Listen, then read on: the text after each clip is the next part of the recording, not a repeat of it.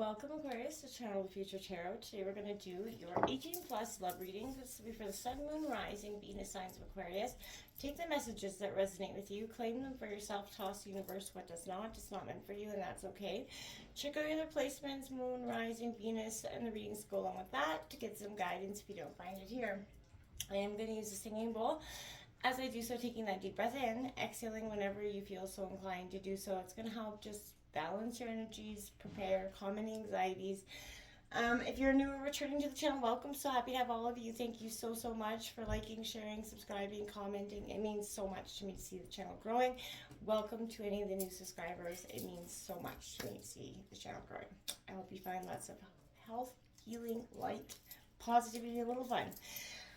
All right, that all being said, the reason this is an 18 plus reading, Aquarius, is because at the end of the reading, I am going to draw a sex position card from the sex deck. If this is not something that interests you, totally fine. I will give you a moment's notice to exit if that's what you don't want to check it out. It will be at the end of these messages as well. So, and if you're looking for the singles readings, they'll be out later this week. This is definitely for the coupled signs. So I feel like I got my spiel out. Let's get started.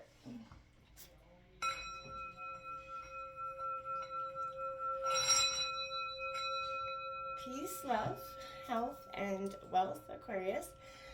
Feel free to roll reverse as well, because I'm going to take out energies for you and energies for your partner. So if you fit better over here and them here, you know what I mean? Don't force anything to fit. All right, so as I was meditating on your energies, Aquarius, there was an energy, a few things that came out. There was a sense of identifying with your suppressed parts, kind of making friends with them, dating them even.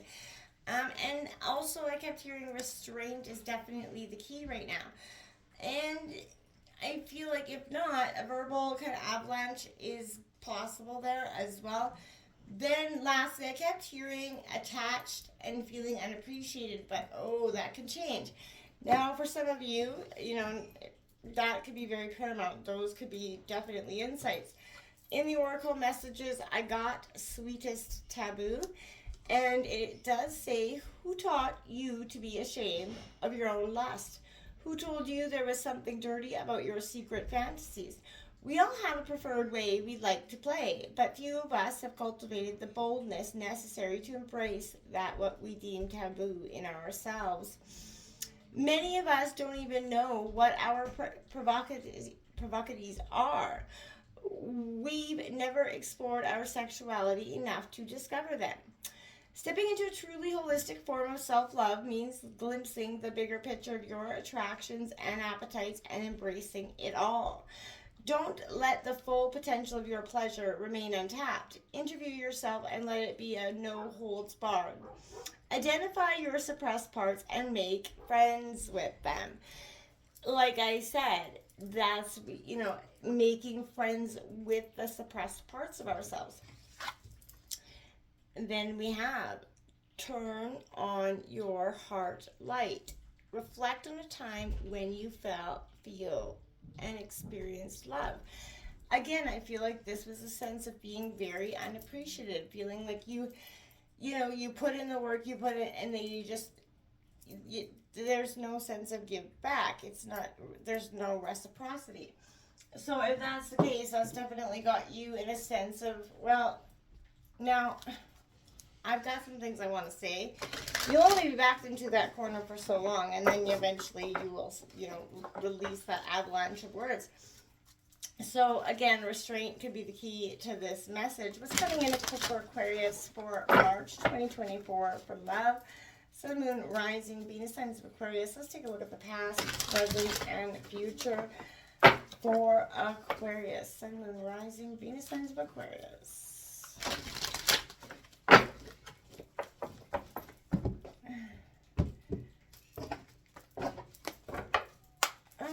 So look at that, the Hierophant coming out, tradition, the past. Aquarius, we're all steeped in traditions, the moral codes that kind of we grow up to, or we either totally go the other way or we embrace them. This is kind of, you're definitely steeped in tradition. You like things, to be very set in the past, following the, societal norms kind of energy. The Queen of Cups in the present. Well, you're mastering those emotions and quite well, getting very much in touch with your intuitive energy.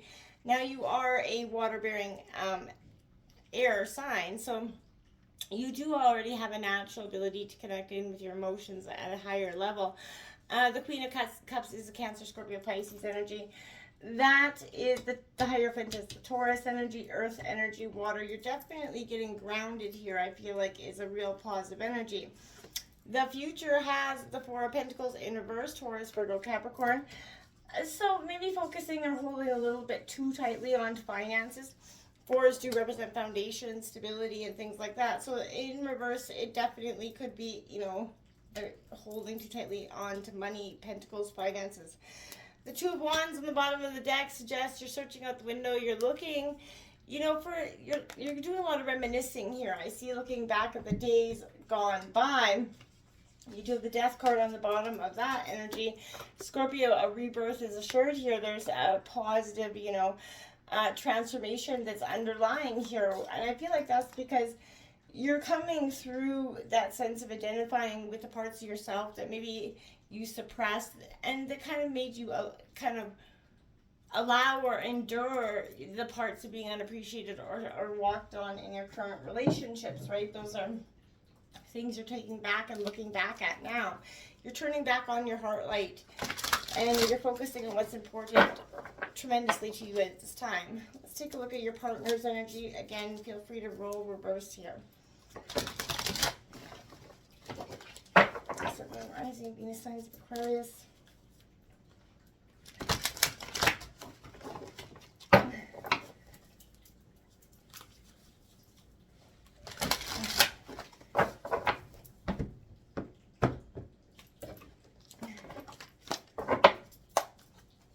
Take a look at the partner's past energy. The Sun card in reverse. Their greatest manifestations were, not on the precipice. Maybe this is the sense of, I feel like, feeling like this was the end all be all, and then it came to that realization like this wasn't what they necessarily thought it was going to be. Maybe the sense of passion died off. The Hermit in reverse. Virgo energy in the present here. So, being isolated, kind of shut down, both major arcana cards out so far. And the Ten of Staffs here in reverse, Aries, Leo, Sagittarius. In the future, that need to drop the burdens, the analytical burdens that are holding them back. See, the Six of Swords on the bottom of the deck, that rite of passage moving from the dark to the light into the horizon, that is Gemini, Libra, Aquarius energy. But I feel like that's kind of what is lingering with them, that conflict that's, very apparent. The Two of Wands, again, is there as well as Temperance. There's a sense of really kind of coming to terms with whatever it is. Maybe you guys can hold on to this relationship in a sense of believing this is what's meant to be, and then all of a sudden this epiphany comes and you realize maybe it's just not. Maybe it's time if both of you really feel like maybe it's time to take that moment of, pause, reflect, or even a relationship break. It might be on the horizon. You're done feeling unappreciated, nevertheless, here. Tradition, this is a lesson that could be coming in as well. But that search for divine truth in that past here, this is serving as that gateway, right? That between divine source and you. So, this is new paradigms, perspectives. This is things coming into your life in the past. And you kind of are looking at the patterns, around you and understanding that own internal compass energy. You being your own guru in the recent past is something you've become very strong and driven towards, because I feel like you're understanding, you are the best source of understanding what you need and getting in touch with the good, the parts that we suppress, understanding that is there to benefit you in the long term. This Queen of Cups in the present is, that extremely intuitive energy. Like I said, it's a highly attuned emotional sense. And you're opening that heart up and, you're being guided by what you're feeling strongly. And I feel like this is asking you how well you know your own emotions, Aquarius. Have you been serving you lately?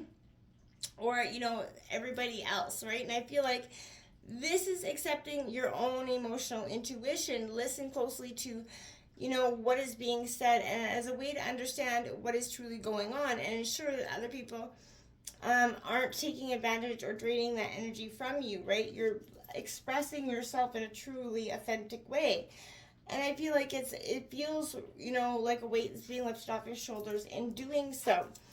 The future has the Four of Pentacles in reverse. That is, like, again, that lack mentality, a little bit holding on to that, you know, money, negative feelings around abundance, could breed in more blockages around abundance. So, again, the tighter you hold on to things, people, places, things, you know, the more you block yourself from stepping into the flow of that wealth and happiness in whatever it is, right? So, again, if a scarcity mindset is haunting your actions, sort of ask yourself if you're, you know, looking down on others based on how much money they have, you know, or don't have.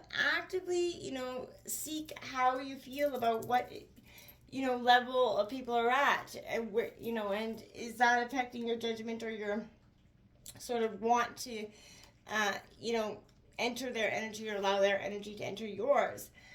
Now, the past for your partner has the Sun card in reverse. Now, this is, you know, some cloudy setbacks, low vitality in the past, that lack of joy, just not being able to pull themselves out of that negative energy.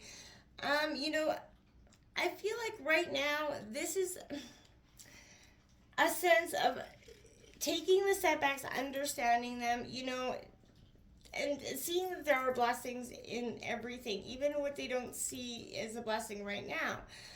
The divine truth, the treasure within, is very important. What is dimming them, and what do they need to do to rekindle that energy? And I feel like, you know, hermit mode was an idea for them in the long run, which is why they went into, you know, Virgo hermit mode. But in reverse, I feel like it's because they've been there a little bit too long, too isolated, right? That feeling like that outsider because they kind of made themselves feel like that.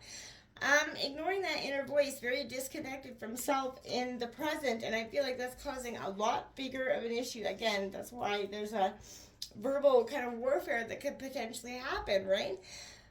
You know, getting caught up in the rat race, this is them taking their energy back, kind of redraining it, and I feel like it's probably wise at this point, because otherwise I feel like things could get said that is not meant to, you know, and it will have long-term impacts on both parties if those things are said.